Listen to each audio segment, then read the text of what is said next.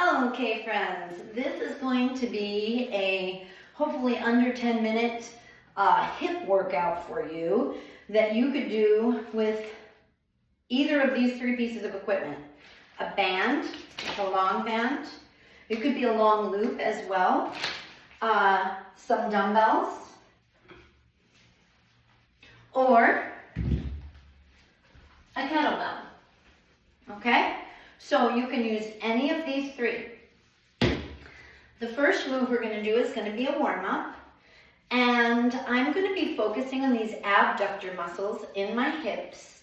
So I'm going to really pull up through my transverse abdominis, my natural cinch, which is going to stabilize my low back, which is so wonderful, in order to make this happen in the hips.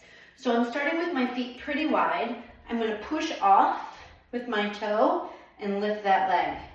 And then when I come down, I land and roll through that foot. I push off the toe, lifting through the hip. And it's a sideways motion, so I want to make sure I don't swivel my body and lift from the front of my hip. I want to lift from the side. And the thing I love about moves like this is you could really do this pretty much anywhere you're bold enough to do it. Right? You don't need special equipment to do this. Working your balance and working your core and working those hips. And I'm pushing off with my feet. Ankles and hips, by the way, have been clinically shown to absolutely depend on each other for their function and health.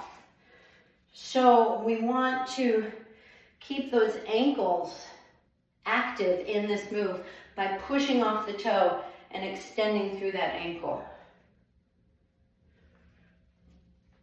And I'm just holding each one a few seconds. I'm going to do a few more so I get to about 20. Lifting up through my waist.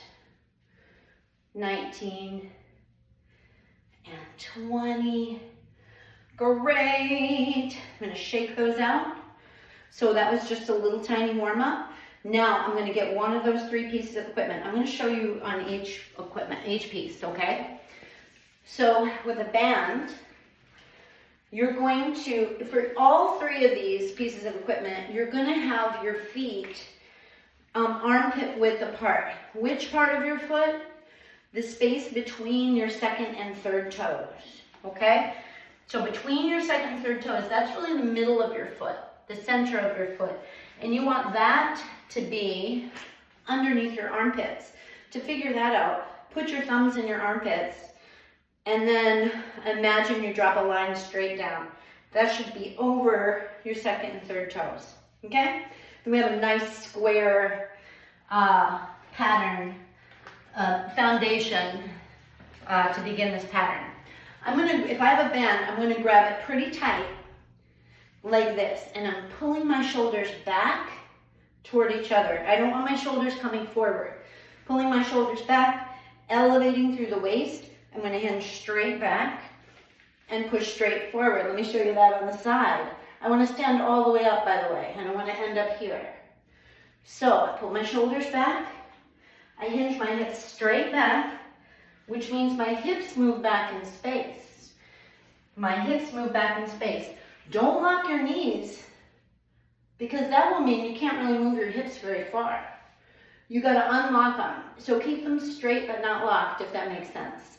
So I'm sliding the hips back, sliding the hips forward, sliding the hips back, sliding the hips forward. Now, if you've got a band, you just keep going, okay? I'm gonna show you with dumbbells next. So I've got my dumbbells. Same idea. Same idea. I'm going to have my second and third toes armpit width apart. I squeeze my shoulder blades back and down, standing up super tall through my waist. I'm going to hinge my hips back as if I'm trying to shut a car door with my butt. Right? Think skunk. Slide back and notice my weights are going right down over my ankles. They're not in front of me here. That would be more of a back exercise. We're working hips. So slide those hips back, slide them forward. What you don't want is to collapse here, collapsing with my tummy down. That would be taking the weight off of the hips actually. So keep your body really straight, keep your back straight. Let me show you with the kettlebell. So I'm going to hold my bell like this. My feet are armpit width apart. Again, I squeeze my shoulders back, sliding my hips straight back and straight forward. Straight back and straight forward. Straight back and straight forward. The nice thing about doing it with a kettlebell is you could always do your kettlebell swing, which is really just a fast version of that with legs wider when you're done. But I also want you to do a balance move. So now take all the resistance off. That means you're not using a weight, you're not using your band. And we're going to do a balance move. So I'm going to follow my strength move immediately with a balance move.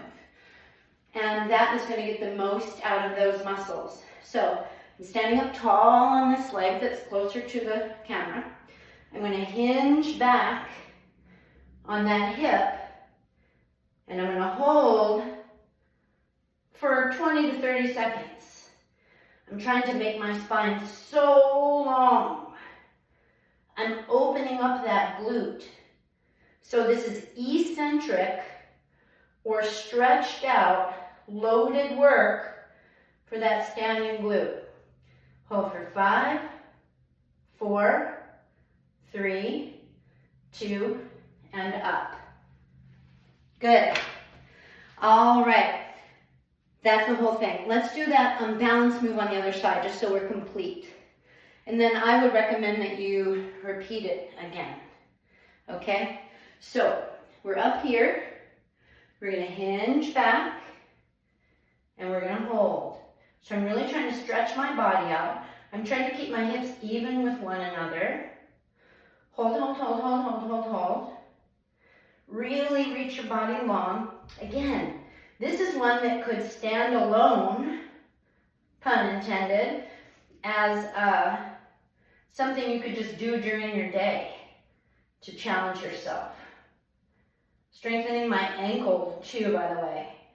Ankle, knee complex, whole hip complex. Come on up. Great. Now let's just do some hulas to stretch all that out. My hips are wide, my feet are wide, excuse me. Stretching the hips in every direction. And then go the other way. So my legs are mostly straight. Stretching those hips in a big circle, like I'm trying to touch my hips to every part of that circle. And that means the front, the side, and the back of my hips. That your hips are the whole thing, right? All right, friends. I hope you really enjoyed that. Take good care of those hips.